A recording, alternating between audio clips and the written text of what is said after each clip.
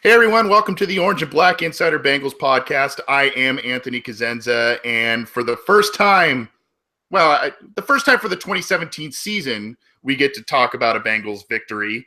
It's not the first technical victory for the Bengals in 2017 because they did win back in January of last season, but that's all in the past. The Bengals have got their first win. It's been hard. It's been a hard road for the Bengals to get that first win against the Browns. They've had a rough couple of first weeks, but they're in the win column, and they face a big game this week against the Buffalo Bills. I'll be joined shortly by my co-host, Scott Schultze, who is planning to join us, and he spoke to our special guest this week. If you tune into CincyJungle.com, Jeff Hunter, who is with Buffalo Rumblings. He's the editor over there. It's the SB Nation Buffalo Bills site. Jeff, thanks for joining us. Appreciate the time. How are you, sir? I'm doing awesome. How are you?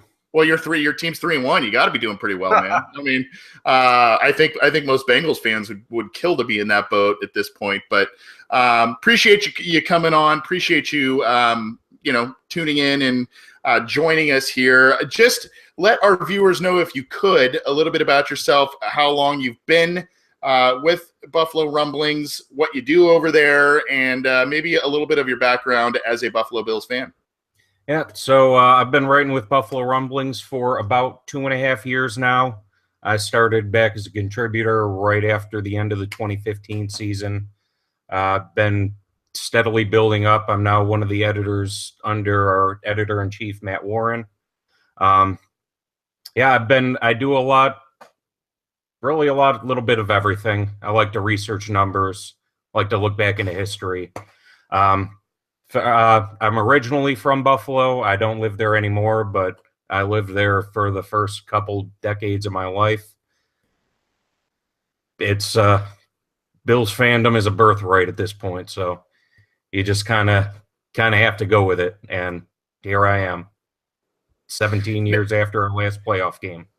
Yep, and you know what? If there's one fan base that understands the plight of the Buffalo Bills fan base, it is the Cincinnati Bengals fan base. Unfortunately, we've only been to half as many Super Bowls as the Bills have, but we have just half the amount of losses that the Bills have in the Super Bowl. Not to bring up old wounds, my friend, but anyway, thank you for being here. Appreciate it. Let's just dive right in. The Bills are 3-1. They've got a new coach. To me, it's a little surprising. We talked about it before we fired it up here.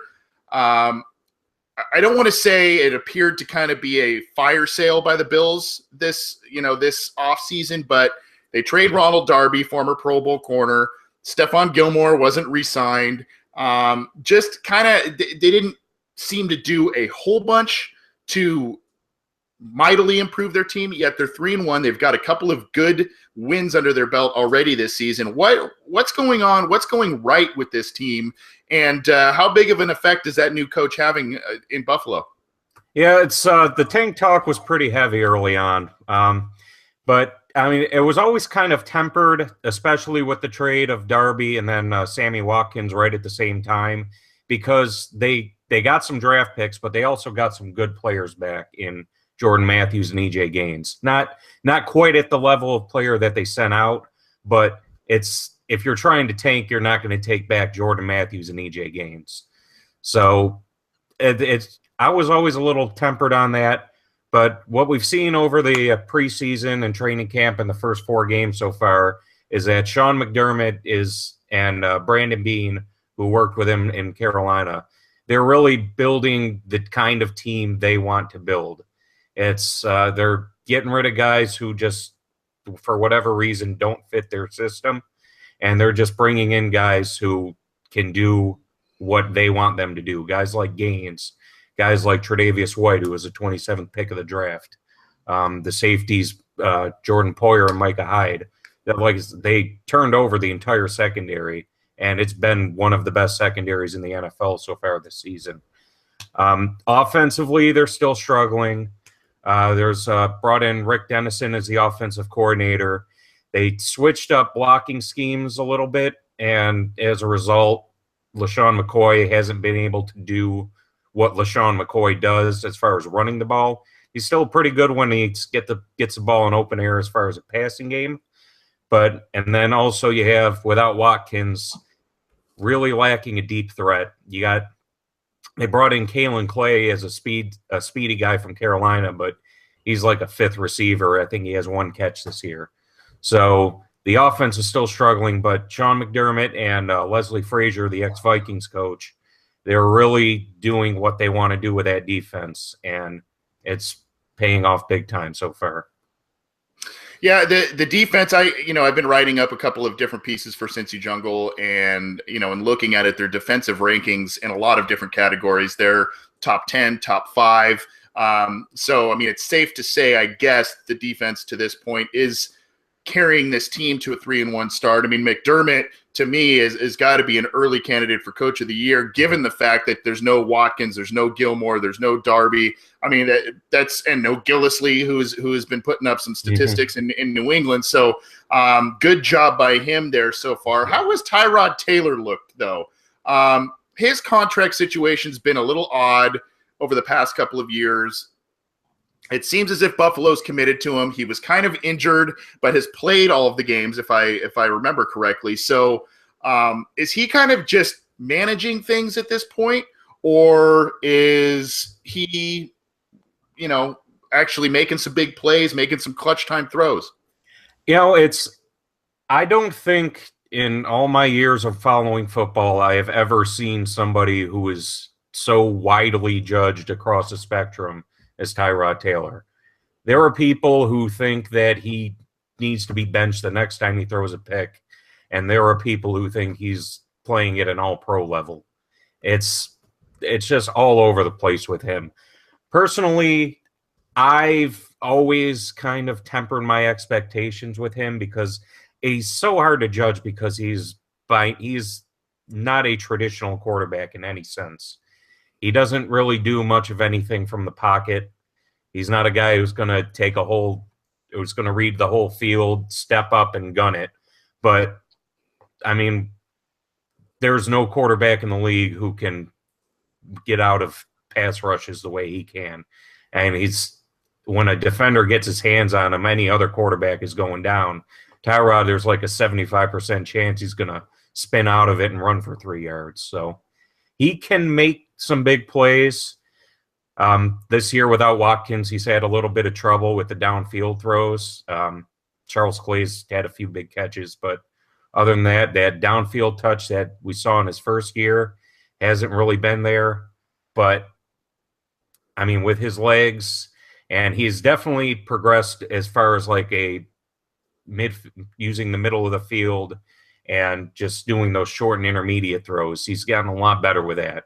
He's not going to blow anybody away with counting stats, but if you look at his per pass numbers or things like that, he's usually doing pretty well. And then with his legs, that kind of puts him in I've come to accept that he might be like the least bad quarterback, or at least one of them. He's not going to win any games, but he's like a really flashy game manager. Yep. The game manager who can make a few plays. Yep, I can see that. And he's a guy that for opposing defenses really tends to make those frustrating plays, those plays where you think you have him and he'll move the chains, whether it's with his legs or with throw. I want to welcome in my co-host Scott Schultze. And Jeff, you and he have already connected digitally through the Behind Enemy Line series that we do on cincyjungle.com. Scott, how are you, sir? Well, if you can hear me, I'm doing well. I can hear you, buddy, and I think Jeff can too. So yes, good to have you in. I know you've got some questions for Jeff as well. Yeah, you guys kind of hit on the first one a little bit with the passing game. And before I get to the question I was going to ask, since we were talking about Tyrod Taylor, I will just kind of ask briefly, looking at guys like E.J. Manuel, Trent Edwards, J.P. Losman, etc., how would Tyrod Taylor rate compared to some of the passers you've had? Not as far as just pure passing, but I guess as far as we like this guy as a quarterback. You kind of mentioned he's not obviously Peyton Manning, but do fans generally like, yeah, this is the best guy we've had since, a Bledsoe or someone, or I guess what is their feel? Yeah, that's actually a pretty common refrain. He's the best quarterback since Bledsoe. But then at the other hand, the names you listed, it's like you got to understand that he's not competing against a whole lot. But I mean, he's made Pro Bowls, albeit as an alternate, but he's been in the Pro Bowl. He's a guy that's not going to make a ton of mistakes. He's not going to turn the ball over. Like the Bills said this year, he threw an interception that was tipped at the end of the very first drive of the first game, and they haven't turned the ball over since. So like I said, as far as a game manager thing, he does not turn the ball over. They don't move the ball as well as you'd like to see, but best quarterback since Bledsoe is a very fair thing to say. And one question, and this is one that I know I had asked you somewhat in the Behind Enemy Lines series, so I guess I'll frame it a little differently. For those who are here in the podcast but haven't read the article, which I guess hasn't been posted yet, looking at the Bills as far as an offensive standpoint in the passing game, which I guess still goes back to Tyrod Taylor, they traded up for Sammy Watkins after a couple injury-prone years. They traded him to the Rams before the season started. They just lost Jordan Matthews to an injury, so he will be out against the Bengals. And then Zay Jones seems to be struggling, converting targets into receptions. So I guess for a Bengals fan or even for a Bills fan watching the game, what should fans be expecting as far as a Bills passing game, a vertical game or any game involving throwing the ball forward? Yeah, it's like I touched on and when I talked to you earlier, Jordan Matthews is not a huge he's a good player, but he's the third leading receiver on the team behind LaShawn McCoy and Charles Clay. And like I say, he's a good player, but he's not vital to the offense. Like Zay Jones is having major struggles over the last couple games ever since he dropped that potential game-winning touchdown in Carolina. Outside of him, they're really thin on the depth chart overall. They did just sign back Philly Brown, who had been with them in the offseason. So, I mean, there was really not a huge vertical threat. They got Kalen Clay from Carolina, but like I say, he's fast, but he's really not much of anything else. The vertical passing so far this year has been Clay, and the backup tight end, Nick O'Leary, he had a couple big catches over the course of the year. So the passing game is not really involving the wide receivers as much as we'd like it at all right now, but the tight ends and LaShawn McCoy, whenever he gets the ball, he's a threat, especially out in open space. So, yeah, the Matthews injury, it hurts, but it doesn't really change my expectations one way or another. I know Anthony had started on the defensive side of the ball when you joined us. So, as a kind of a draft fan, I will ask, last year in the draft, I know there was a lot of hype regarding a linebacker from Alabama, Reggie Ragland, who seemed to fall to them, who there were a lot of expectations. I know injuries have kind of hit him. Have you guys even had a chance to really see him much in training camp or preseason, or does he seem legit? Does he seem like someone who's going to be healthy and play? Yeah, Ragland was actually traded in the offseason. He's in Kansas City now. Okay, never. Oh. So yeah, he was a Rex guy in a 3-4 defense as a middle linebacker. He didn't really fit the 4-3 McDermott scheme. He was kind of floating as like a third linebacker, so they shipped him to Kansas City for a 4th-round pick. Is that the same with Cardell Jones? Was he also a Rex guy? Were they just trying to clean house? Pretty much. And then they came in. They drafted Nate Peterman in the 5th round. They brought in T.J. Yates, who ended up getting cut, and now they have Joe Webb as a third quarterback / special teams ace. So yeah, Cardale, he has a big arm. He doesn't have a whole lot else, and they got a 7th for him from the Chargers. So Talking with Jeff Hunter, the editor over at Buffalo Rumblings, the SB Nation Buffalo Bills site. Going to talk to him here for a few more minutes. We've got a couple of questions in our live YouTube chat. I'm going to get to those in just a second. But I want it just kind of before we kind of transition a little bit into specifically the Bills against the Bengals and things of that nature, I want to ask, we talked about this 3-1 start. We talked about the defense potentially kind of carrying the Bills at this point, even though they have, a couple of nice wins under their belt. I don't mean to ask this as an offensive question here, Jeff, but are we looking at a little bit of a house of cards, especially with some of these departures that we've seen? Or is this, McDermott's building a winning culture. He's got, quote unquote, his guys there, and this is the start of something pretty special. McDermott has a phrase that has kind of become the mantra of the team. It's trust the process. And that's kind of where we are right now. I mean, I definitely get that house of cards kind of feel with it a little bit, especially with the offense struggling so much. But like he's brought in his guys, he's running his defense with Leslie Frazier, and they're doing a very good job of it right now. And if the only reason to be skeptical is that a bunch of guys haven't been successful over the last year or two, right now they're doing fine. And I don't see any reason that they won't be able to hold that up as long as they stay healthy.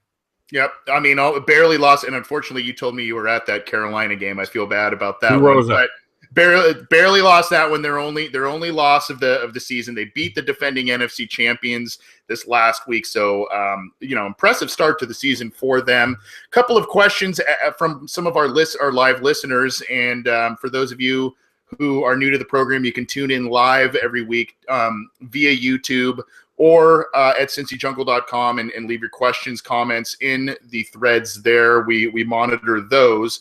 A couple of them that transition into this game against the Bengals here, Jeff. And one simple one was from Sam Turner the second. Hey, Jeff, how are those limited guys looking for Sunday's game? We talked about a couple of those guys, but some of those guys who were limited this week so far and the injury report. I know, for those of you who don't know, we record Wednesday night, so it's a little earlier in the week, and some of those practices Thursday, Friday mean a bit more. But your thoughts on some of those people that have been limited so far this week? Okay, so I'm looking at the injury report right now. There's a few guys on there. Lorenzo Alexander and Kyle Williams have been having a rest day on Wednesday all year, so they'll be fine. Charles Clay had a death in the family, I believe, so he was excused today. As far as specifically the limited guys, Marcel Darius has not really been a big factor in the defense this year. He's only playing about a quarter of the snaps. Part of that is his injuries. Like the ankle injury. I was at the Carolina game and I saw him working. He went off on the first drive and spent most of the game working on the sideline trying to get back in. Cordy Glenn has missed the last 2 games with that foot ankle injury that's been bothering him since last year. Deion Dawkins, the second-round pick, has been starting in his place. Cordy Glenn is if he comes back, he hasn't been practicing, so seeing him limited is a good sign. They could really use him back in the lineup. And then Shaq Lawson missed last week with a groin injury suffered during the week in practice. They got a really good guy named Eddie Yarborough behind him who just kind of came out of nowhere in the preseason. He's really better as a situational pass rusher, but he can do some things. He looked pretty good against the Falcons. Then E.J. Gaines is also limited. He left the game with a groin injury. He actually injured his groin, then in the middle of a play, actually limped over, ran down Tevin Coleman, and forced a fumble on that play. We didn't get the ball, but he leaves it all on the field. He's a good guy. He's left every game with an injury, but he's only missed a few plays over the course of the year. Whether he'll miss this game, it would be a pretty big loss. I think Sharice Wright would start in his place. He's having a pretty good year, so whether he plays, I don't know, but he's a guy that if he's missing, it'll be noticeable. Sharice Wright, old USC Trojan. I know him well from being out this way. Before we kind of get you out of here with your predictions, and I've kind of got two questions that tie into each other here. And again, for those of you who are just tuning in, we're talking to Jeff Hunter, the editor over at Buffalo Rumblings, the SB Nation Buffalo Bills site. It's from one of the questions is mine, and one of the questions is from someone in our YouTube chat named Crossout. As the Bills go into Cincinnati this week, what would be your biggest pros and cons facing off against Cincinnati this year, Jeff? So the pros, I mean, it seems like the matchup, it's kind of strength against weakness on both sides. It's like we both have really strong offenses, but now Cincinnati's offense has come on since seemingly has come on since they switched offensive coordinators. I know our defensive line has been having a pretty good year, injuries aside. So I like their chances getting to Andy Dalton over the 4 quarters on Sunday. The weakness is when the Bills' defense has been cut up a little bit, it's usually by the backup running backs. Jamal Charles had a really good game for Denver. Tevin Coleman had a very good game for Atlanta. So I know the three-headed monster in Cincinnati, or however the rotation looks these days, guys like Gio Bernard really scare me. He's a guy that just shows one really fast. And this is a thing I touched on with Scott a little bit, that the Bills' defense is quick, but they're not fast in the traditional sense of foot speed. So if you get a really fast guy, like if John Ross can play, he's a guy that can really do damage against a Bills defense. Good stuff. So kind of to build on that, my question would then be, what are a couple of keys for Buffalo that you think? I mean, you mentioned a couple there, maybe bottling up some of the big plays from Giovanni Bernard, who has had a couple this year. Maybe trying to do things to eliminate some of the Bengals team speed that they have. But what are a couple of other keys that you think would really go a long way in the Bills getting a win potentially against the Bengals this week? Zay Jones immediately comes to mind. He's going to be the nominal number 1 wide receiver. If he can get over his drop issues, Tyrod Taylor still has faith in him. He only has 4 catches this year, but he's been targeted 17 times. So Tyrod is still trying to get him involved in the offense. And if it can click, if he can finally start making those catches and doing something after the play, that's going to be huge. Defensively, like I said, just if they can they've really had their best successes when they can get to the quarterback quickly and force them into mistakes. That they did quite a bit against Trevor Siemian and when Denver came to Buffalo. If they can get to Andy Dalton, if they can force him to make bad throws, the secondary can take advantage of them. Yep, and if you don't know, the Bengals offensive line has been a bit of an issue this year, and they've done a lot of different things to try and mask certain deficiencies. And even though he's been hit and sacked recently, Dalton has played better the past couple of weeks, but the first couple of weeks were borderline disastrous from both the offensive line and the quarterback position. Let's get you out of here, Jeff, with a score prediction. We've got someone in the live YouTube chat, John McIntosh, who's on your side, or at least the Bills side. Bills 13, Bengals 3. And if that's the score, regardless of who wins, that would not be a fun game to watch to me. But your score prediction this week for the Bills as they come in and battle the Bengals. A pretty important game for both teams, Yep. both for the Bills to continue their momentum. And you said they're going into the bye week. The Bengals are heading into their bye week as well, and they have a string of somewhat winnable games. So a big game for both teams. Yeah. Honestly, if either team scores more than 17 points, I'll be pretty surprised. I mean, this is a game that really could go either way. It's just going to depend a lot on if either team can break through the opposing defense.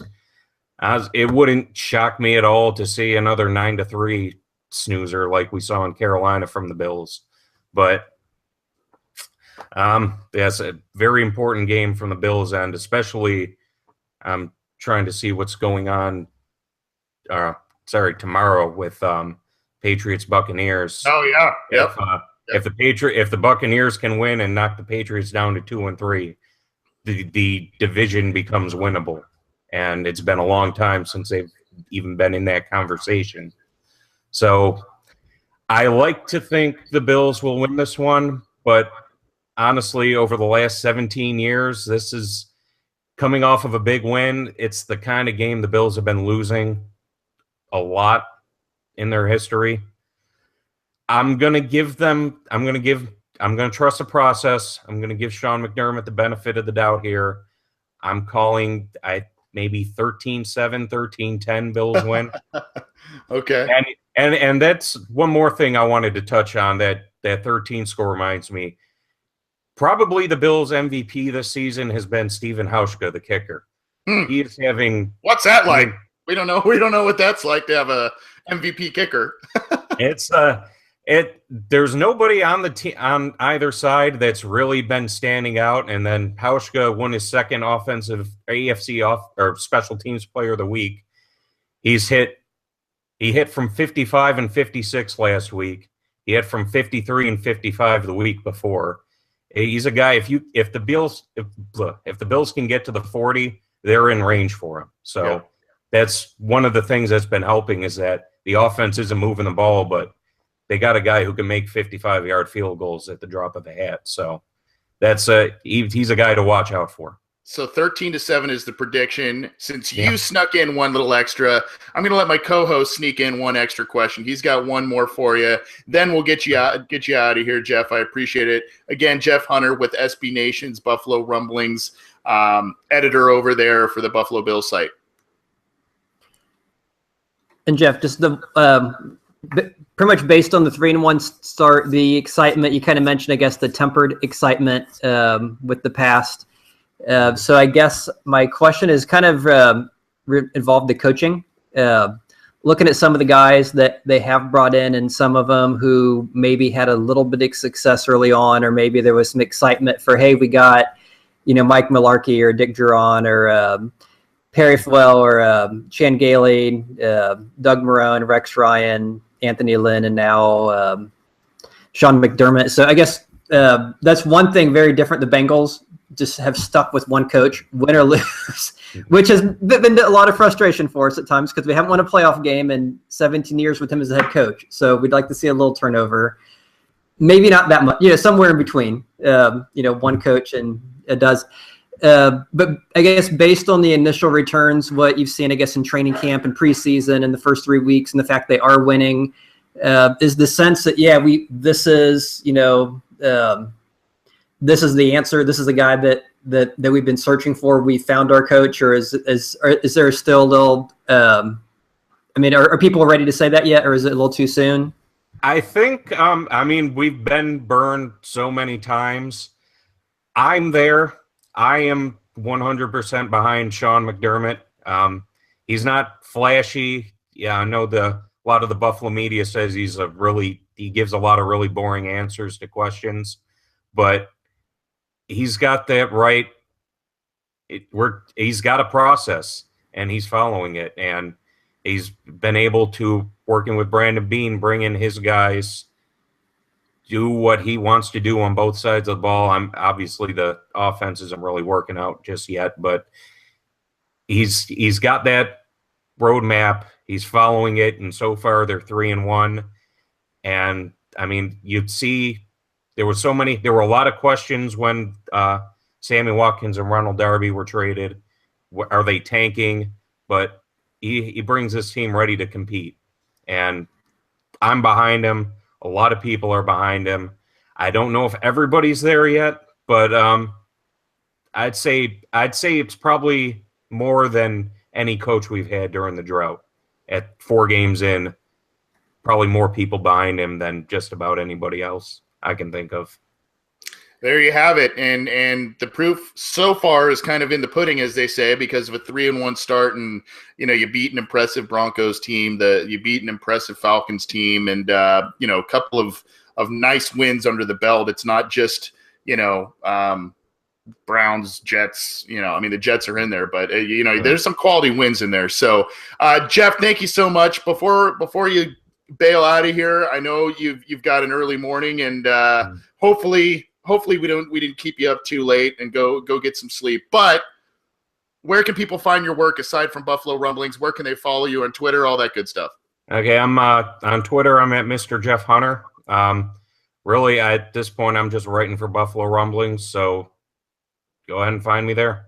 Appreciate it. I appreciate the time, man. I know, like I said, you've got an early morning. Sorry we kept you so long, but you killed it, man. It was fun to talk to you, and appreciate you coming on. Yeah, no problem. I'll just get another espresso shot in my coffee. I'll buy it. I'll send you a Starbucks card or something. Awesome. Thanks. Thank you, sir. Good talking to you. All right, you as well. It's Jeff Hunter with Buffalo Rumblings, the SB Nation Buffalo Bills site. For those of you who don't know, many of us who work for SB Nation, write, podcast, all this stuff, also have full-time 9-to-5ers, and in Jeff's case, he's got a 4:30 a.m. start, and he's on the East Coast, as you heard.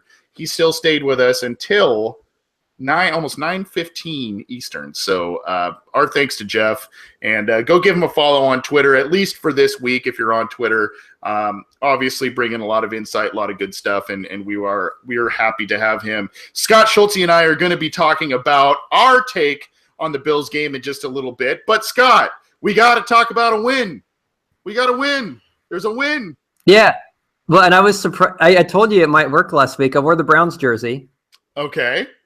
In the podcast. Yep. And shake it up. We won the game. So I don't have a Bills jersey. Who you got on this week? I went with Ohio State. We don't have a Bills jersey, but they did have Cardell Jones briefly. Okay. They used the first-round pick on Dante Whitner, first-round pick on Nate Clements over the last decade since the year 2000. So they've had some Buckeyes. They tend to draft more than the Bengals do. So my thought was, it's the closest. As apparently the key is not wearing Bengals stuff on the podcast. Well, you're totally going flip mode on it. I love it. Now, if they lose, then obviously that's just a bunch of nonsense. But until then, that 4:30 is pretty impressive. That makes my 7 a.m. sound very lackadaisical. Yeah, I kind of feel bad, but he was great. He was generous with his time, and it was awesome having him. So, Scott, the Bengals pulled off a win against the Browns, and really, there's a few things to talk about. And they're kind of the major storylines, I suppose. But I guess where I want to start is, you look at it and you think, okay, the Browns, not a great team, obviously, this year. 2 teams that heading into last week were 0-3.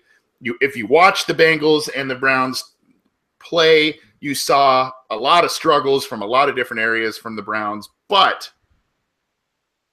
even though it's a game the Bengals probably should have won and did, are you encouraged that this was a win that was on the Browns' turf and was such a lopsided win instead of something that was maybe 17-14, 21-17, where it was kind of close and Cleveland nipped at their heels a little bit and then the Bengals pulled away?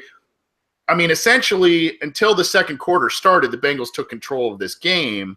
Now, do you think that is a sign of things to come, or is it the Browns being the Browns?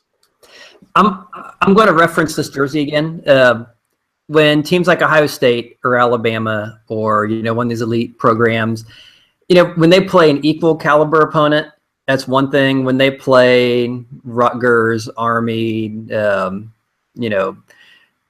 UTEP, Prairie View A&M, whatever, you don't get that same feedback as far as how good or bad your team is. I mean, I'm not saying the Browns are Prairie View A&M or anything of that sort, but you watch that game, you could tell they just weren't on the same field. They weren't on the same level. They just didn't seem to have the players, the play calling. They just did not seem to be at a NFL caliber level that the Bengals were. And so I'm very hesitant to say, we just went out and scored 31 points against these guys. The offense is back. The Bengals are back. Heck yeah, let's all go charge out there. We are 100% full speed. We got the ship righted, and here we go. Now, if we had done that to a different team, I might be more inclined to go that route. It's just kind of hard to do that based on who we played, and you look at some of the holes the Browns have on defense, and then you look at some of the kind of questionable play calling or scheming they did on defense too. It just seemed like a very strange. I'm not quite sure what exactly the Browns were doing. Now, if we do that again this week, then I'm ready to say I'm on board, because the Bills currently, granted, they've been the beneficiary of many turnovers, but still they have the #1 scoring defense. So if we can go out this week and put up a 20 or 30, then I'm willing to say, okay, we got this thing righted. But I think a lot of the problems that plagued them in the first 2 weeks when they scored no touchdowns still exist. We still have struggles at center. We still have struggles at left tackle. We have struggles at right tackle. Jake Fisher isn't looking any better. Cedric Boyhe's playing time has gone down. They've had to resort to bring in Andre Smith in there. We've had injuries. Trey Hopkins isn't back yet. So the line still has the issues they have on the line. John Ross still has barely sniffed the field. Whenever Joe Mixon gets the ball, it seems like a handful of defenders are there ready to greet him as soon as he gets a handball. Oh man, that's frustrating to watch. Yeah, and then you look at he has 2 yards of carry. It's like, but he's doing a lot to get those 2 yards of carry. Someone like me or you, we'd be averaging negative 2 yards of carry. Yeah, probably. And so I'm kind of looking at, since they brought in Bill Lazor, the start of the Packers game, we had something like 2 touchdowns in the first 3 series, and then did absolutely nothing in the final 40 minutes, and then plus overtime. The Browns game, I'm not quite ready to say I'm convinced, because it was the Browns, and some of the things the Browns did were just kind of odd. So I can't say I'm there yet. I just want to see what we're playing a good defense this week. I want to see what happens this week before I'm back on board and saying the offense is firing on all cylinders. I'm hoping, if anything, this last week was a preseason. Okay, we kind of got things figured out. We still have the issues in offensive line, but we know how to work around that. We had a good chance to do that last week to figure things out. Let's go do that this week. So I think this week more than anything for me is going to be the big tell. I think last week was, I'm not ready to say, it's all good now because we beat the Browns. Yeah, I'm kind of in the same boat. I'm kind of a little column A, a little column B. I think it was a little bit of the Browns rookie quarterback who kind of struggled. If you notice, Scott, the amount of drop passes by the Browns in that game was absurd. I mean, it was like, now Kaiser missed a couple of throws that were open, but there were guys that bouncing off the hands, bouncing off the chest, and you kind of, for a rookie quarterback, if you want to build his confidence, it just can't happen. And I don't know if you saw that, but I thought I saw a lot of drop passes by the Browns that aided. I mean, look at the Clayton Fedulum interception. That was in Kenny Britt's hands, bounced right off and right into his hands, right?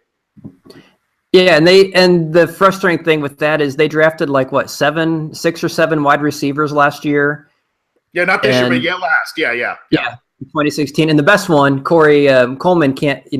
He's injured his hand now 2 years in a row and is going to miss 6 or 8 weeks this year. Yeah, he's got John Ross syndrome apparently, just in a different part of his body. So Scott, there's one of the things that encouraged me, and you mentioned a couple of those people. You mentioned Andy Dalton and his great performance. He has, the last few games against the Browns, he has been ridiculous in terms of statistics. 4 touchdowns. He did have a lost fumble, which stunk, but no interceptions. Looked very comfortable. I think he only missed 5 passes on the entire day. Ridiculous game. Andre Smith, I thought, stepped in and played pretty admirable at both left tackle position. He hasn't really played in the pros, and on the right side to help out with the issues there. One guy I'm seeing a lot in our YouTube chat, and one guy that we're not talking much about, but had an outstanding game himself, was Nick Vigil. 12 total tackles, a sack, kind of flying around everywhere. And now you've got Kevin Minter cemented in the middle. You've got Vontaze Burfict now on that weak side back in the lineup. You've got Vigil. You can rotate in Vinny Ray. You can rotate in other guys. All of a sudden, a spot that seemed pretty weak last year is looking a little bit more stout this year, thanks to Vigil stepping up. Yeah, and that was one of the interesting things that Burfict came back, and the big talk, big hype. Here's this guy's in the best shape he's ever been in. He signed that new contract. He's a great player when he's on the field. He's coming back. He's going to be phenomenal. He kind of changes the face of this defense when he's out there. And Nick Vigil's the guy that looks like Burfict. I mean, the things he's doing, like I said, he's kind of running around full speed, getting in the backfield, breaking up, knocking people over, and just, always in the right spot to make the tackle. And yeah, if you can get that from him, and Burfict being Burfict, now you have Vigil being Burfict, that only helps you, because we have a very good front four, but we always kind of struggled with, okay, we have Ray Malaluga and these guys, and Burfict's hurt, so he's not out there. And so, like you said, the linebacker position has been one we've kind of struggled at. So if he'd, even when Vigil was drafted, some people were like, oh man, who's this guy? Really? We used to pick on third-round pick on him.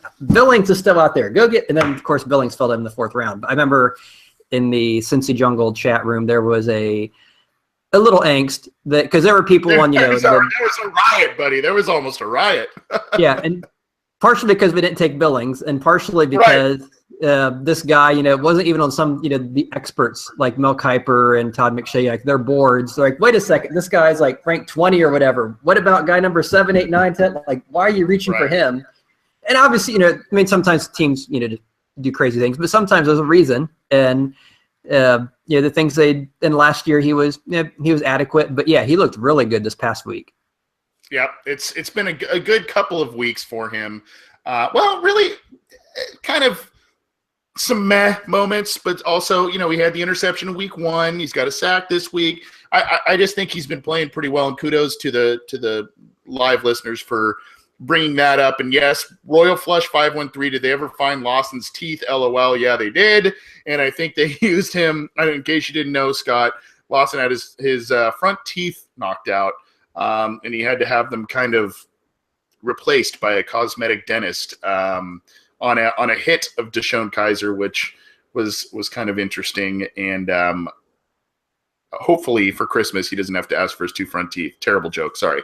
The other thing, Scott, in terms of backup guys or rotational guys, we talk about the stars. AJ Green had a touchdown, and Andy Dalton had 4 touchdown passes, and it looked great. How about Tyler Kroft doubling his career touchdown total against the Browns with 2, and was the leading receiver in terms of receptions and yards on the day, as well as touchdowns? And, we sit here and we go, well, Tyler Eifert's on the bench. I don't know what Andy Dalton can do. Yet Tyler Kroft, a guy who was maybe talked about as being a 3rd tight end because of CJ Uzoma's emergence last year. I mean, what do you make of this? Is it just, again, he had a good day against a Browns defense that isn't that great? Or is it, if you use these guys, maybe the Bengals just have 3 pretty solid tight ends, and not to say that you can immediately replace Eifert, but maybe you can get similar production from some of these backup guys if you really choose to. Yeah, that's the thing you meant. We were just talking about Nick Vigil, who actually leads the Bengals in tackles this year. It is Tyler Kroft who leads the Bengals in touchdown receptions this year. Yep. tied, but tied with Green, still yeah. leads them with 2 touchdown receptions, which is pretty good when you figure that he had 0 after the first 3 weeks. Of course, Bengals had 0 after the first 2 weeks. But I think, it's very easy to have forgotten about Croft because when he was drafted 2 years ago, he was another guy like a Nick Vigil that when they took Croft in the 3rd round, some people were like, kind of the same thing. Why did we take this guy? His numbers aren't very good. He wasn't really rated all that high. But everything they said was he's a good receiver, good blocker. And he said last year when Eifert went out, it was Uzoma who kind of stepped in surprisingly and became their main pass target as far as tight ends go. Well, this year, I don't know if it's just him developing more or the scheme and that one play that Dalton hit him on the touchdown, the one where he kind of threaded the needle. That was a very nice pass and a nice catch. And you watch the replay, and the one thing that the announcers didn't mention is he flips over and lands on his head, and he's still holding the ball. And I know you have the helmet on and everything, but still, someone, first guy's hitting you, the other guy comes and takes your feet out, and you're flipping head over, head first. And that to me, that's an impressive catch. It's not, one of these crazy, AJ Green juggle between 3 defenders and then run for 50 yards kind of a thing. It's like against Baltimore. But that was it was a nice catch. He held the ball. He's caught 10 and 12 passes this year. He's been very efficient. I'm trying to remember how his blocking's been. I don't think it's been horrible or great, but I would love to see I think he's supposed to be a better blocker than Uzoma, and if he is, that's obviously a positive because with the offensive line struggling, you need to have those tight ends who, at the very least, can chip, or if not, maybe even have him stay in as an extra blocker, kind of like we did with Jake Fisher his rookie year when we kept him in and we'd run, the jumbo package more than the goal line. We'd run 6 guys, and then occasionally we'd say, hey, we have this guy in here playing a tight end. Let's just throw it to him and let him fumble and, cost us a game. Right. But that being said, it's very encouraging to see the backups come in and do up. And that's the thing that you're kind of going in, everyone's saying we have these weapons, let's use them. Well, the one weapon no one mentioned was Tyler Croft. With AJ Green and Bernard and the 3 running backs that LaFell and Boyd. The one guy and John Ross who we just drafted, I'm pretty sure pretty much no one mentioned Croft as one of these, hey, look at all these weapons. But at least after last week, he looks to be someone who belongs in that conversation. Well, at a minimum, he's capable, right? That's really all you can have when you lose a Pro Bowl starter at that position. I guess that's all you can ask. I think leading the team in receptions, yards, and with 2 touchdown catches, that's more than what you can ask from a guy like Croft, who is technically your backup. I've seen some comments already, both on CincyJungle.com as well as in our YouTube chat, about people being upset and sick of Eifert being hurt. I get it. I think we all are. I don't want to delve too much into that, but obviously Tyler Eifert had an offseason back procedure. He has back and knee stuff now that's bothering him, that's keeping him out of games. Might miss this week again.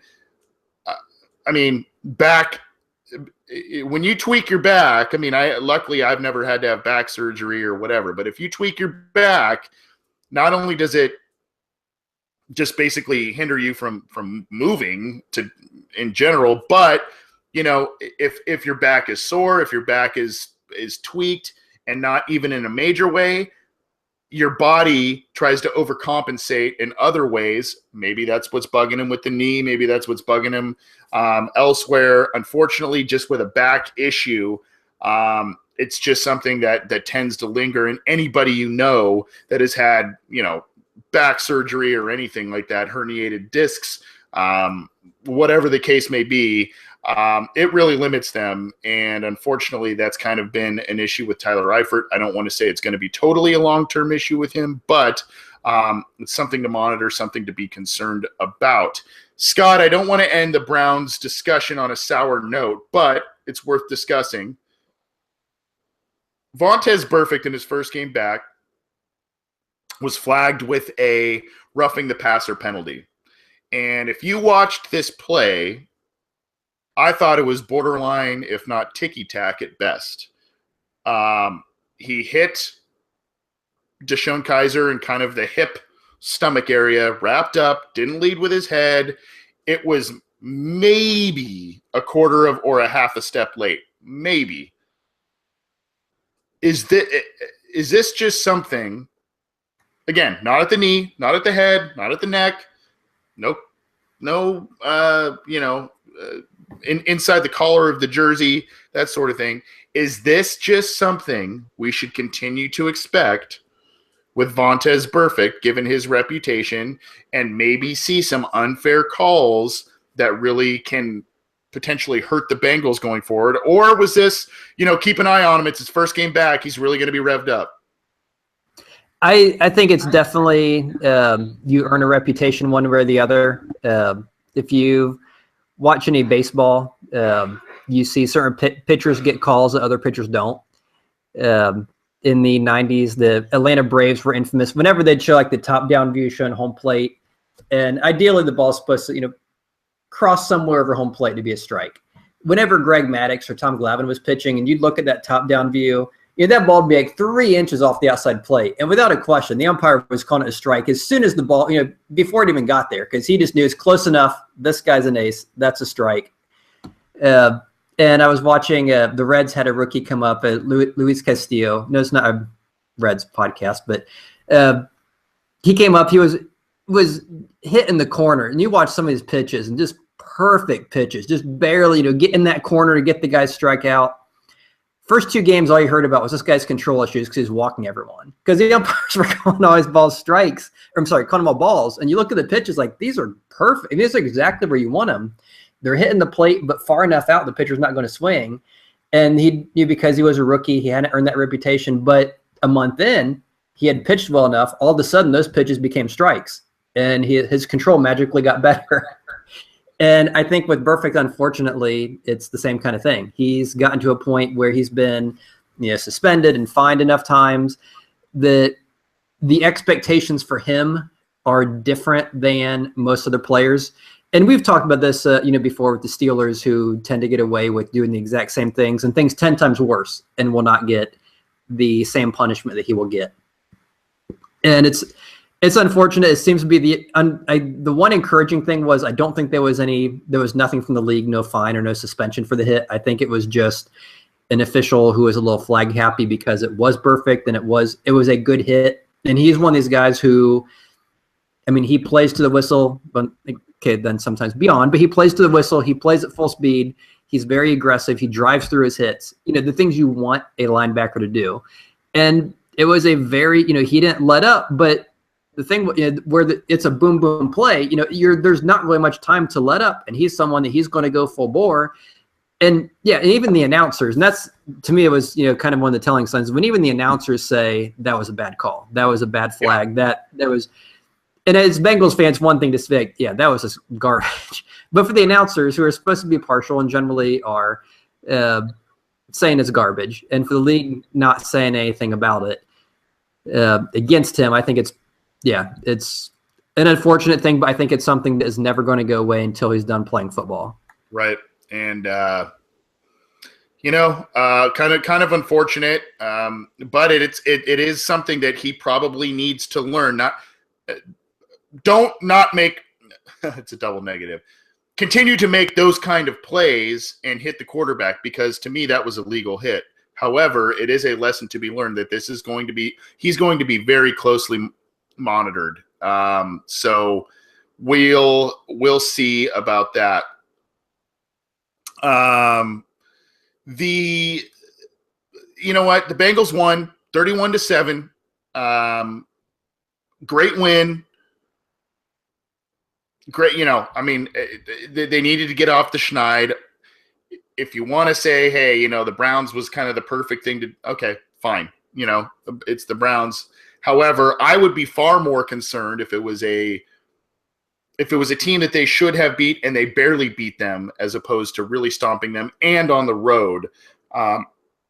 There's a lot of positives to be taken from this game, but there are a lot there are a lot of other games that are coming up down the pike that if the Bengals want to turn around their 2017 season, potentially make a playoff push, they need to start winning those games. This is the Orange and Black Insider Bengals podcast with Scott Schultze and Anthony Cosenza. You can check out all of our content from this podcast on iTunes, on YouTube, on SoundCloud, and on CincyJungle.com. You can also get in touch with the program via Twitter at BengalsOBI. I am on CJ Anthony CUI on Twitter. Scott, where can they reach you on Twitter? That is a good. I would have to remember. I think it's Smackabees. I think you're at Smackabees, right? Like Smack, Smackabees. It's long story, but yeah, it's not entirely sure on the spelling. I think it's like Maccabees from the Bible with an S in the front and a K. So not exactly like that. Yeah, some version. Yeah, Smackabees is. I'm pretty sure what it is. And it's Smack the insect, not. Yes. It's like Smack A and B, yes, basically. You can tell I use it a lot. Smack. Yes, smack an insect, not the other offensive way. But that's where Scott is reachable on Twitter. And like I said, the obinsider@gmail.com, we're reachable there too for all of your questions. And if you are able to join us live every episode, we usually record Wednesday evening, so please do. We are live in our YouTube chat where we take fan questions. We love hearing the feedback. You can interact with other Bengals fans. Then we also are also live on CincyJungle.com in the comment thread there. We're going to try and get to a couple of questions at the end of this program. We're going to quickly talk about the Bills game because we've spent quite a bit of time at the beginning of the program talking with Jeff Hunter of Buffalo Rumblings, the SB Nation Buffalo Bills site. He's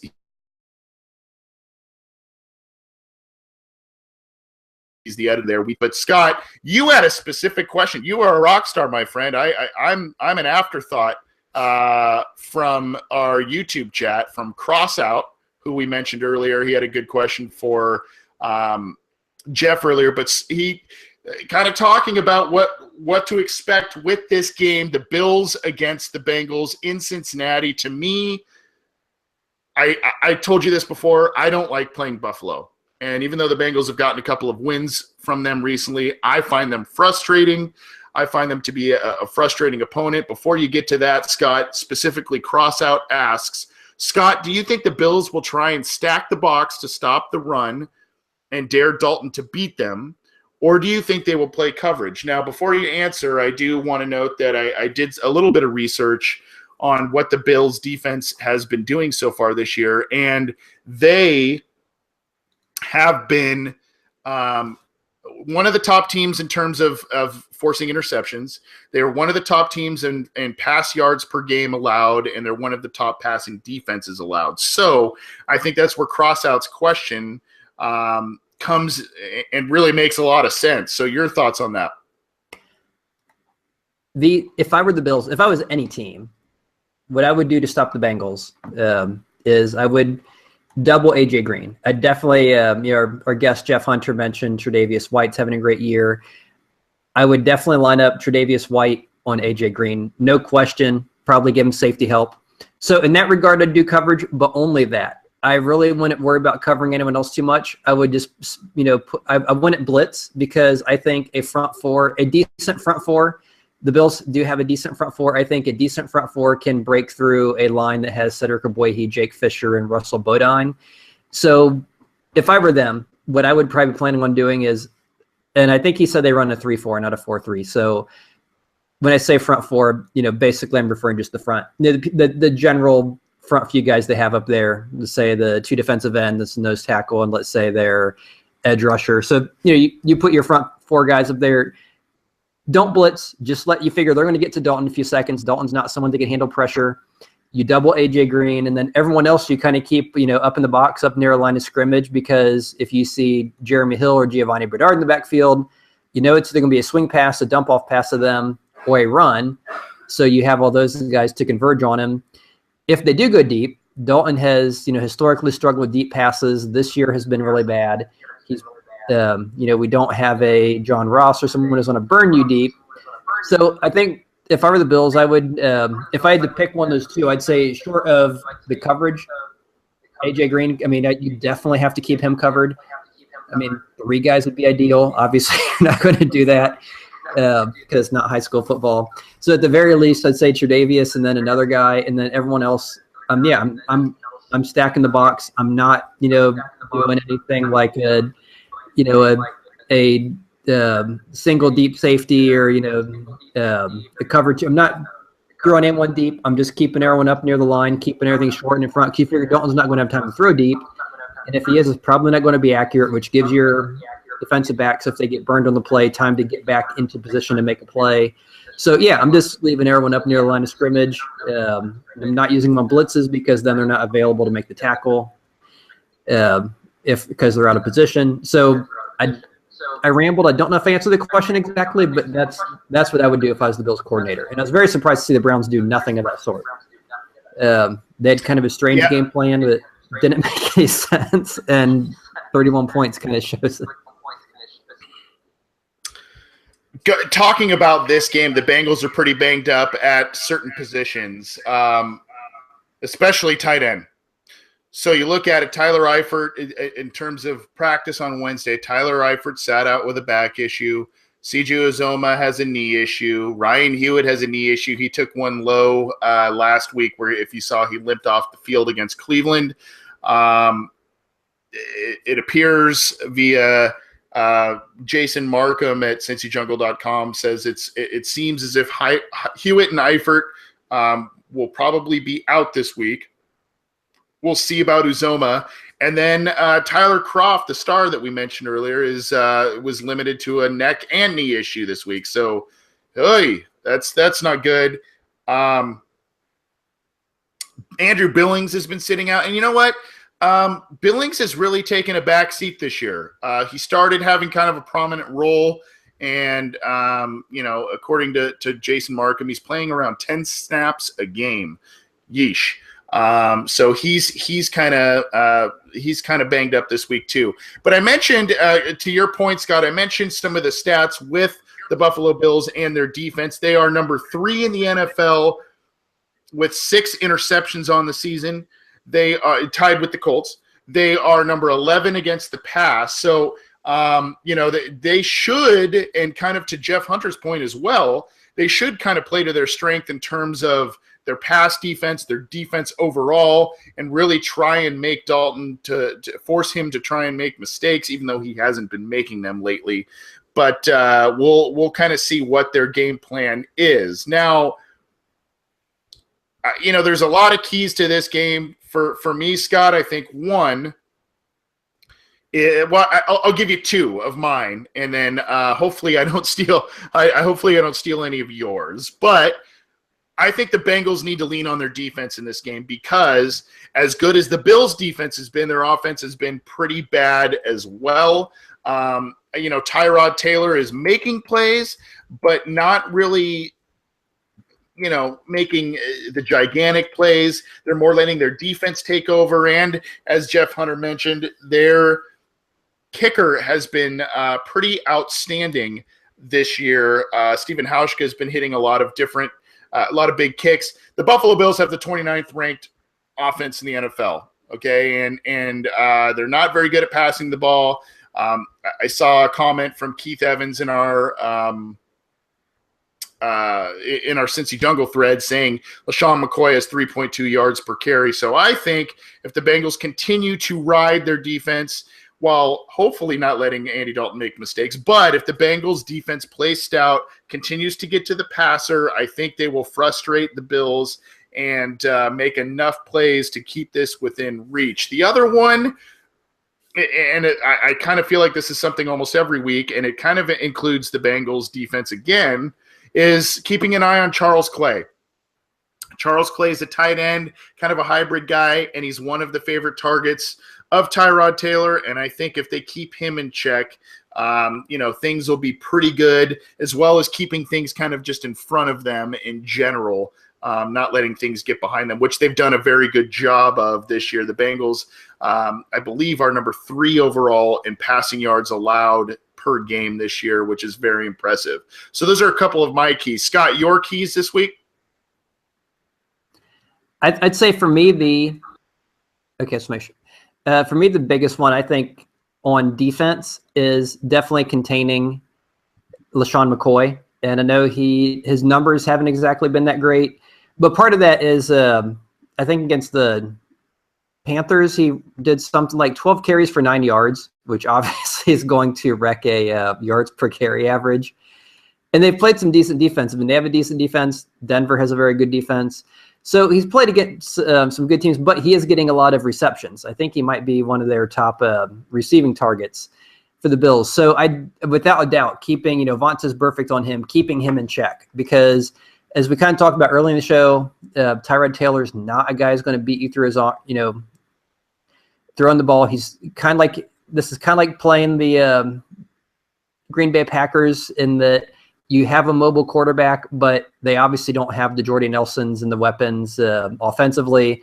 So I think we should have no problem covering their receivers, since they are pretty much decimated to a rookie receiver who is struggling to catch the ball. And so for me, it's not so much the passing game. And I know you've kind of mentioned these running quarterbacks in the Bills. You're not a big fan of them. They kind of give you some pause as far as confidence in winning, which makes sense. But I think as long as we contain McCoy and we force Tyrod Taylor to throw, we have a very good chance to shut them down offensively, because he's not a quarterback who can carry you to victory. He's a game manager guy. He's a guy, you give him some decent weapons and he can complete a pass here and there, convert a third down, but he's not going to will the Bills to victory. And that's, you need to force them to make Tyrod Taylor beat you. And if you can do that, and I think we have a very good defense, we can. The problem is, okay, conversely, we have to then do something on offense. And they've had a very good defense. They've been very opportunistic, very good at getting the ball turned over. Number 1 scoring defense in the NFL. So they obviously know what they're doing on the defensive side of the ball. Our offense, for the first 3 weeks and a little bit last week, has struggled with blocking, which obviously you can't really do a whole lot if you don't have time to throw the ball, time to catch the ball, and time, holes to run the ball. So for me, the biggest thing is we have to contain LaShawn McCoy, and on the other side of the ball, we have to find some way to block them. We have to get, and you mentioned Hewitt being out, we have to figure out what we're going to do as far as how are we going to get these 5 or 6 guys to block the Bills long enough to get passes out. And we can do the short passes, the quick passes, but if they play everyone up the line of scrimmage, what's it really get you to get a swing pass and have a guy tackled when he catches the ball 2 yards downfield? The other thing I'd love to see is something, whatever, when you're paid to be an offensive coordinator, hopefully this is the kind of thing you're thinking of, and you have something in mind that, the average layman, like I don't have, some way get Joe Mixon involved. And I know they're giving him the ball. He's getting more carries. But getting a carry for -4 yards because, the Browns' whole defense is greeting you when you get the handoff isn't exactly the kind of involvement that I think a lot of us like to see. I want to see him involved in such a way that when he gets the ball, teams aren't saying it's almost like when he gets the ball, the defense knows Mixon's out there. He has the ball. We're just converging on him because they're not doing anything to stop us. Their linemen can't create any holes. We're going to force him to beat us 1-on-11. And he might make 1 or 2 guys miss. He's not going to make 11 guys miss. And that's the thing, is they have to figure out some scheme, something to get Joe Mixon involved. Because the offense, if we can get the running game going and we can stop LaShawn McCoy, I'd say there's no reason we can't. This is the game we should win easily if we do those things. So I guess those are my 2 keys: the running game and the run. I guess that's 1 key: the running game and the running game. I gotcha. And you look at the records of these 2 teams: 1-3, the Bengals; 3-1, the Bills.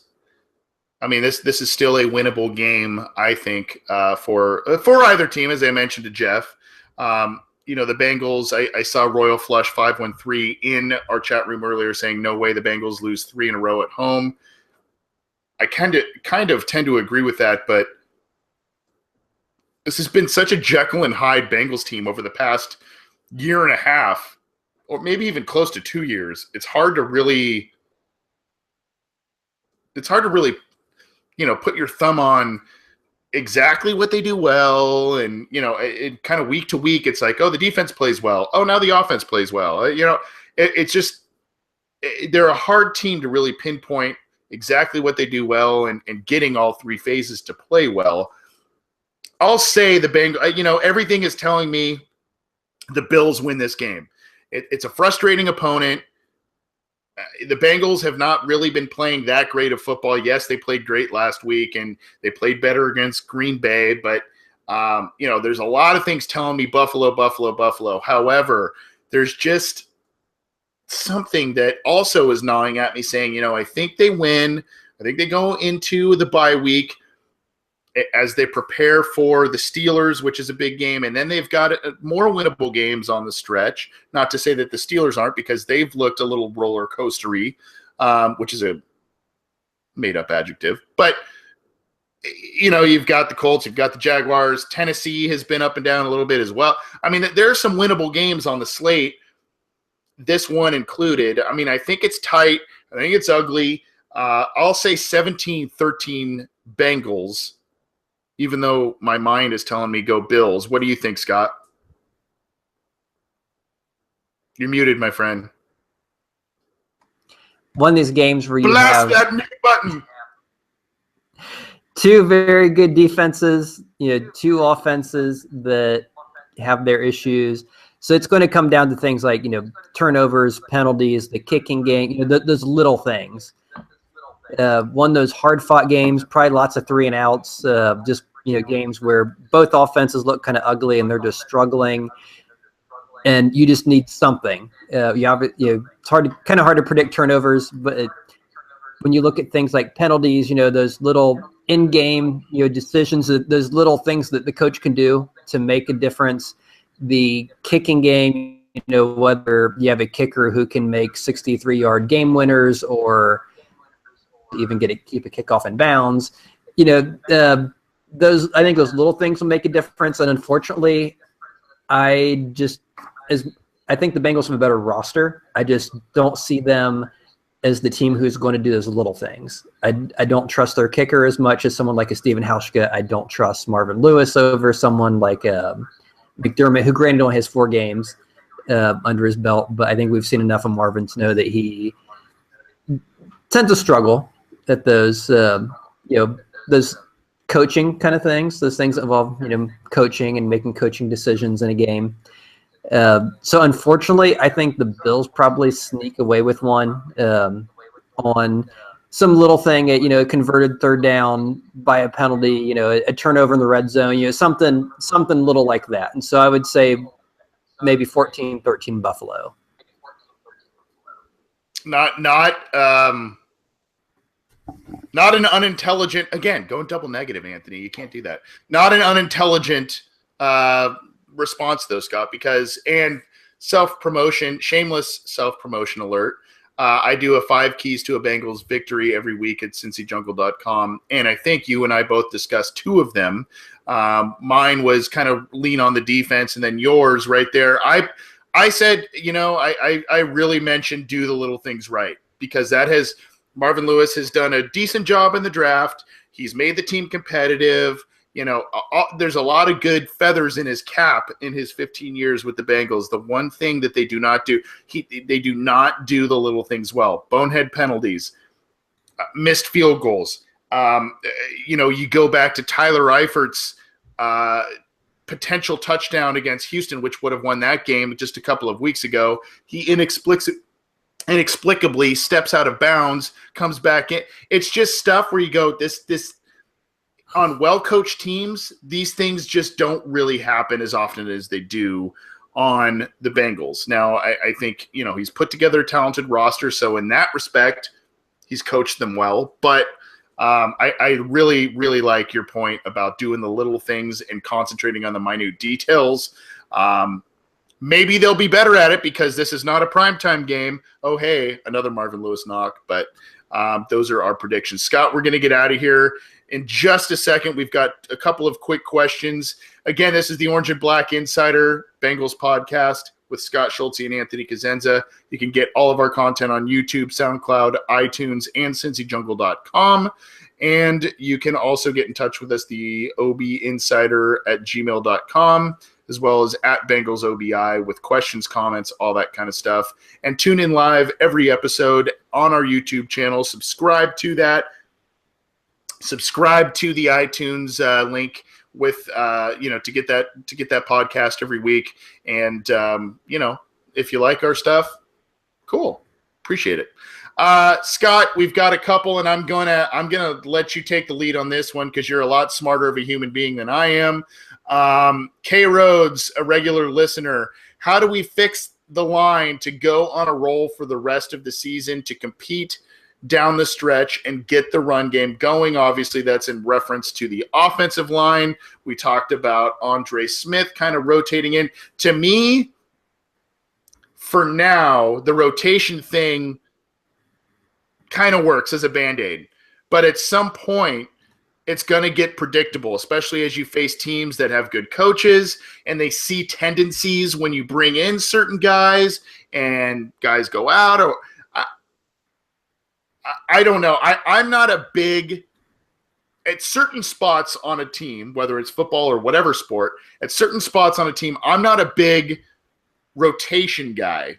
I'm more play the hot hand, play your best players, and go that way. Now, however, there are times where even your better players struggle, and if you need to get a win, you got to get a win. So I understand the dichotomy there, but your thoughts on that and the offensive line and what the Bengals should do, at least at a minimum. Bill Lazor's done a little bit better of a job, I think, than Ken Zampese has, but that's really not saying much because they're still letting up a lot of pressures and sacks.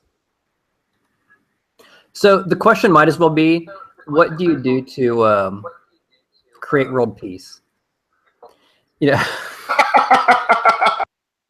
Pretty much something is solvable.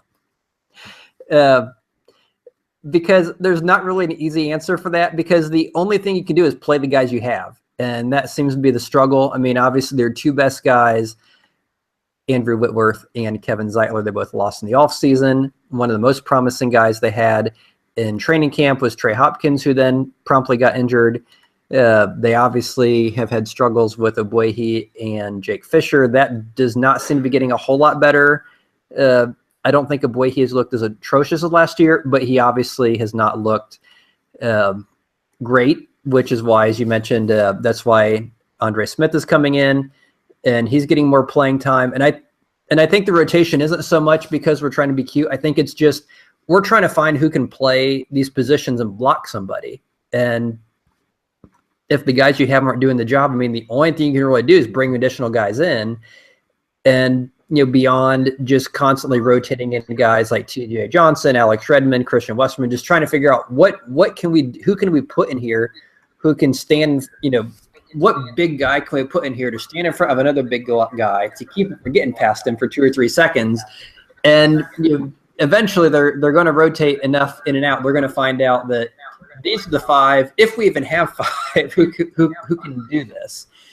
You can obviously look at free agency, bringing a guy in. I think if they had a guy on the practice squad who they thought was better, that person would probably already be on the active roster, especially now that Bill Lazor's there and he seems to be more willing to play the best player regardless of name or where they were slotted before the season started. So, short of just pulling Anthony Munoz or something in a time machine and bringing him back, I think the only if you can't change it, the only thing you really can do is put more blockers in. I'm not convinced our tight ends are, exactly elite blockers. I've seen some plays that kind of make me question how good they could be. But if you put in extra blockers, well, then you're just drawing more people up to the line of scrimmage because you have less guys going out on a pass. And that was one of the big complaints folks had with Jermaine Gresham when he first came to Cincinnati was we had struggles. That was the time when we were running guys like Dennis Rowland out at right tackle, and so we were struggling, and so they had to keep Jermaine Gresham in a lot for pass protection, and then everyone complained, hey, he's a first-round pick on a tight end, and he's not getting the ball thrown to him. What's wrong? And because we had no choice. And so I think that's, I mean, the only thing you can really do is, add extra blockers or constantly rotate people in and out and just kind of hope you find a combination. I mean, you could argue it works. I mean, you look at people who crack saves. I mean, you have 1,000 different combinations of a number. You just keep trying, 0001, 002, 003. You keep trying it till you break that safe. Problem is we don't have every number to work with because we only have so many guys, and if none of them can do the job. So I don't have a good answer because I mean it's like the world peace thing. There's certain things you kind of know generally what you want to do. You want to figure out who your best people are at what positions. You want to look at things like extra blockers. I don't think switching from something from like a zone blocking scheme to another, so like those aren't really going to make a big difference. Mid-season, you're not really going to make any drastic changes. You're not going to find some miracle free agent who's just sitting out there waiting to be signed. So yeah, it's just a matter of you have to try anything you can think of and pray that something works, or you switch to the only other thing you could do is totally redo the offense and go to something like a pistol where we're just throwing little quick slants and screens every pass. And that might work for a game. And that's another option you can do. The Patriots do, just reinvent yourself every week offensively, playing to what the defense. Show a defense one thing one week. Hopefully it works for a week. The next team adjusts to it, so you do something different and just constantly change the offense. So I'm just going to throw that out because I can't really think of anything else that would be any better with the pieces we have. Is tell Bill Lazor to earn his money and reinvent this offense every week, trying to come up with something the defense isn't prepared for, and hope it works. Yeah, and I don't think there is a great answer. I just, I hate to say it that way. I don't, based on what we've seen from certain players, and what they've had to do with who they have now. I mean, they could at some point just say, you know what,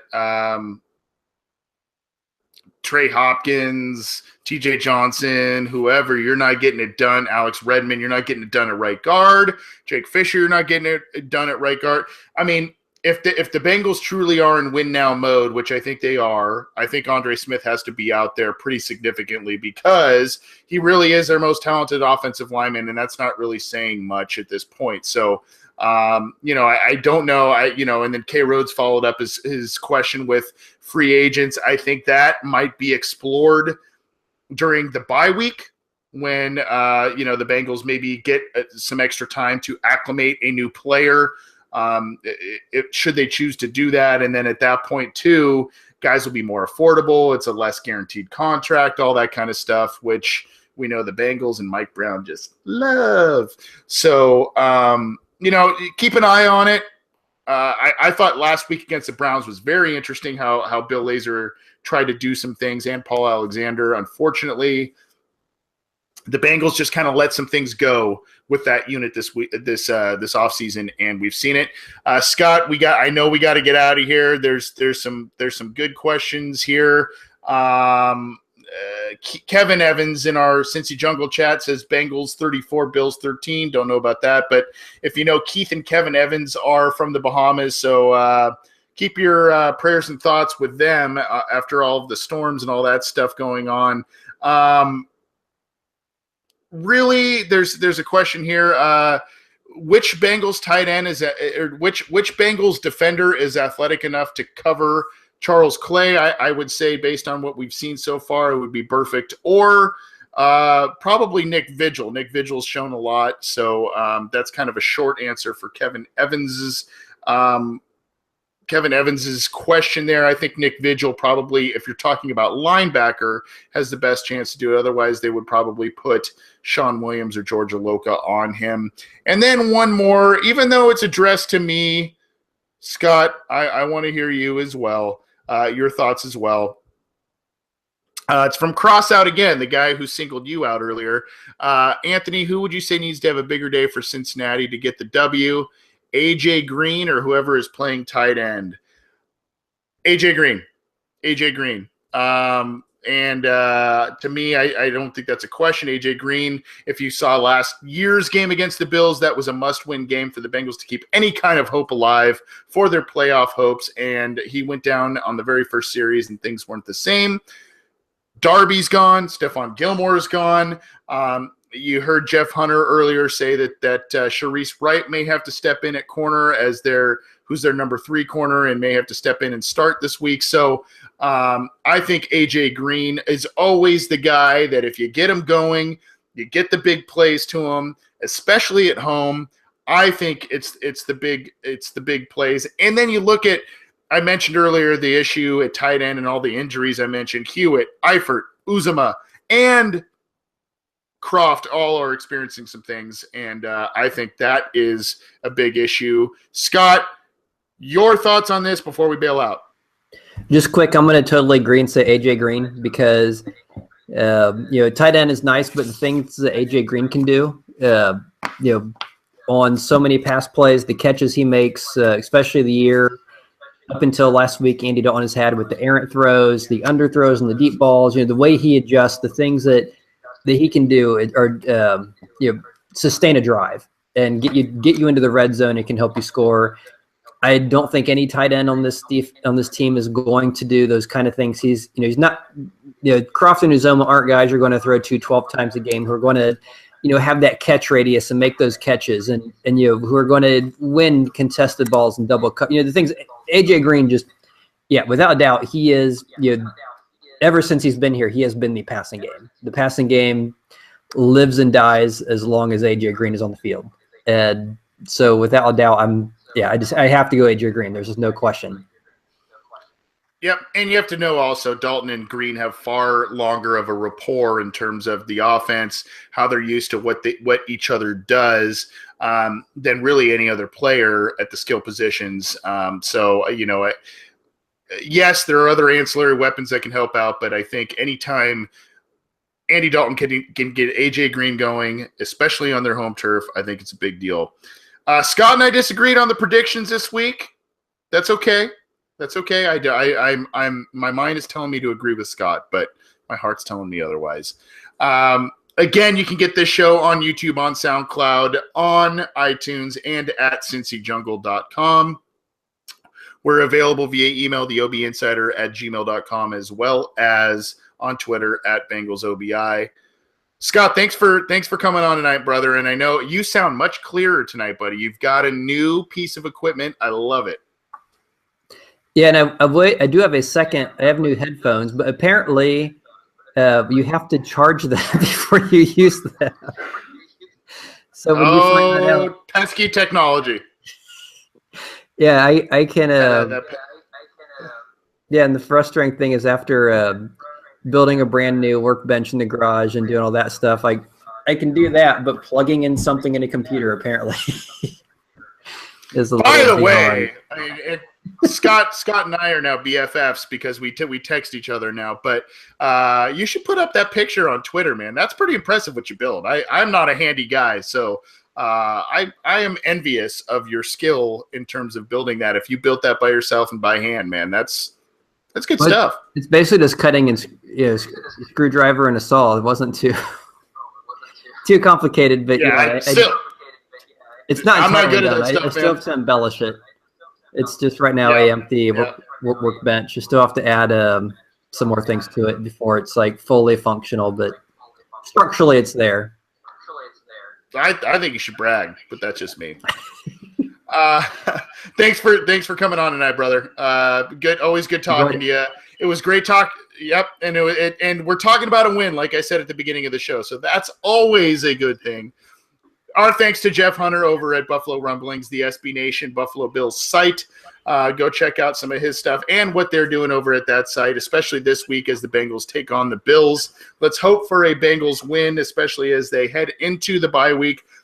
Thank you to our live viewers who tuned in, gave a lot of different feedback, a lot of different questions. Appreciate that.